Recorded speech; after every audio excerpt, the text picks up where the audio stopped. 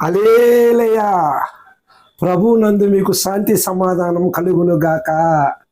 విన్నవారందరూ యేసయ్య నామంలో దీవించబడును గాక. హల్లెలూయా. ఈరోజు అంశం ఏంటంటే, మీకు ఒకటి కొదువుగా ఉన్నది. ఏం కొదువు ఉంది? ఒకటి కొదువుగా ఉన్నది. ఈ పరిశుద్ధ బైబిల్ లేఖనాల్లో చూసుకుంటే మార్కో సువార్త 10:21 చదువుకుందాం. యేసు అతన్ని చూసి, అతన్ని నేను ప్రేమించి, నీకు ఒకటి కొదువుగా ఉన్నది, నువ్వు వెళ్ళి నీకు కలిగినంతయు అమ్మి బీదలకి ఇమ్ము, పరలోకమందు నీకు ధనము కలుగును, నీవు వచ్చి నన్ను వెంబడించమని చెప్పును. ఏమన్నాడు?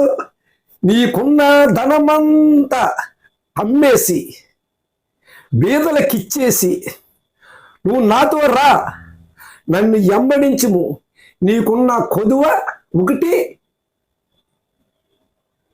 తీరిపోతుంది. యేసుప్రభు ఏమన్నారు? మీకు ఒకటి కొదువుగా ఉంది. ఆ కొదువు తీర్చేది ఎవరు మనకి? యేసుప్రభు వారే. యేసుప్రభు వారే. ఆ కొదువు ఒకటి మనకి ఎందుకు కొరువు అవుతుందంటే, ఇంట్లో కుటుంబ ప్రార్థన ఉంటుందో ఉండలేదు, మన ప్రార్థన ఉంటుందో లేదో తెలుస్తలేదు. మన ప్రార్థన చెయ్యాలి, యేసుని వెంబడించాలి.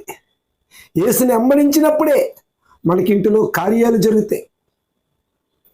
మనం అనుకున్న ఒక కొదువ సఫలపరుస్తాడు దేవుడు.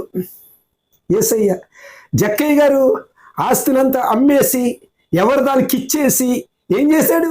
యేసు ప్రభుని వెంబడించారు. పేతురు గారు, జాలరు వాళ్ళు ఏటాడటం మానేసి పేతురు, ఆంధ్రయ్య, సీమోన్ గారు ఏం చేశారు? యేసుని వెంబడించారు, ఆశీర్వదించి పడ్డారు. ఈ రోజున మనం గట యేసుని వెంబడించాలి. మనం ఏ పని చేసినా స్తుతించాలి. ఏ కూలి పనికి వెళ్ళినా దేవుని స్తుతించాలి. ఏ ప్రయాణం చేసినా దేవుని స్తుతించాలి. దేవుడు నీకున్న ఒక కొదువ అడ్డుగా తీసేస్తాడు. ఈ కొద్ది మాటలు దేవుడు దీవించును గాక. ఆమేన్.